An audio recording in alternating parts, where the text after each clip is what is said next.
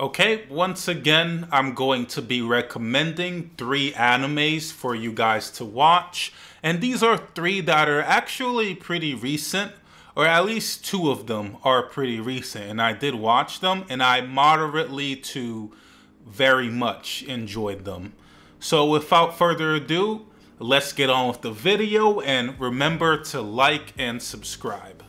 The first anime I'm going to recommend is My Status as an Assassin obviously exceeds the heroes.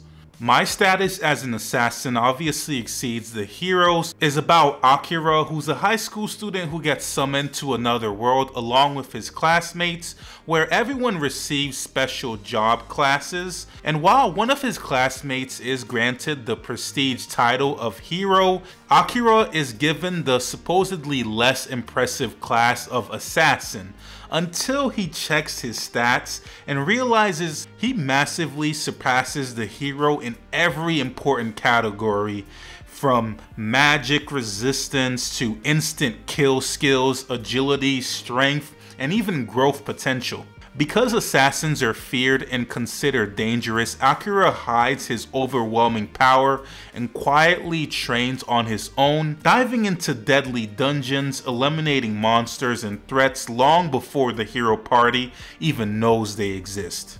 And he uncovers conspiracies that would shake the entire kingdom. And he essentially becomes the strongest person in the world from the shadows. So you've probably realized that this does have a basic isekai plot. I mean, there's dozens, and I mean dozens of animes that you could say have this exact same plot. But to my surprise, this anime is still airing, by the way, but to my surprise, it hasn't been casted aside yet as just another isekai slop. It is actually holding its own. And things like the animation are actually pretty decent. It doesn't have that like super low quality that some castaway anime has in terms of animation.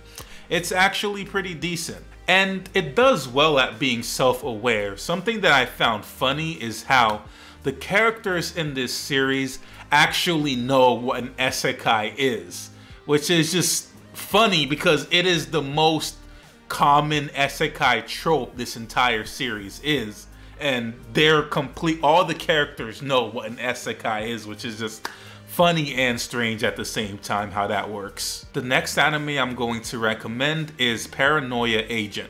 Paranoia Agent follows a stressed out character designer named Sagi, who claims she's been attacked on the street by a mysterious boy on rollerblades known as Little Slugger, a kid with a bent golden baseball bat. And while police are investigating, similar attacks start spreading across the city, each victim being someone overwhelmed by fear, guilt, and pressure.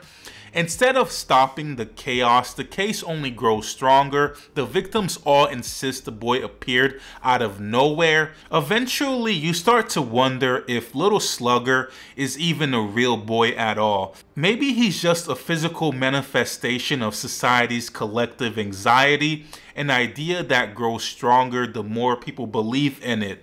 By the end, Tokyo is consumed by panic, forcing the characters to confront the lies they've created and the emotional burdens they've been running from, revealing that the true threat isn't the attacker, but the fears people choose to escape instead of facing. This isn't one of those series that just follows one person throughout the whole thing.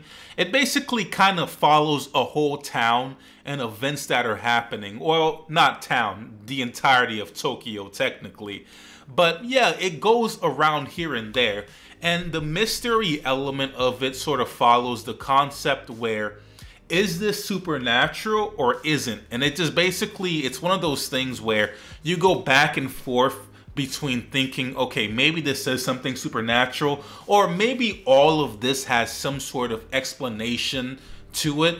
And I do pretty much enjoy that. It kind of reminds me of this other anime called Durarara, and it sort of had the same, it's a whole different series, but it has some of the similar concepts to where it follows a whole town, and then the mystery element of, okay, is this a supernatural thing or is it a real thing? So it has those themes playing along. final anime I'm going to recommend is Can a Boy-Girl Friendship Survive? So this series is about childhood friends Natsumi and Inuzuka, who have been inseparable since middle school and share a simple dream. Natsumi wants to become a floral artist with accessories that he makes and own his own shop. And Himaru is always by his side and stands by him and models his creations. Their friendships seem to be stable and comfortable until one day, now that they're in high school, he now has his first crush and things start to get a little bit complicated. Because this crush was actually his very first crush that he had back then, and now that they've reunited, there's romance tensions, jealousy, and emotional confusion. And as relationships among them shift, the story explores whether their once solid bond of just being friends can really just stay as that. If you like an anime like, let's say, My Dress Up Darling, with the slice and life romance drama sort of feel, but it kind of also has this main theme of just, you know, just a general slice of life theme as the main plot, but romance also being the main plot, then you'll like this series. And it also asks one of the, you know, age-old questions of whether a boy and a girl can be just friends. And this, I'm gonna spoil it here, this series basically is saying no, they can't be. So yeah, I did actually enjoy watching this series. I haven't finished it yet though, but I did actually like it and I would recommend it. And that's pretty much it for this video, guys. Remember to like and subscribe. Thanks for watching.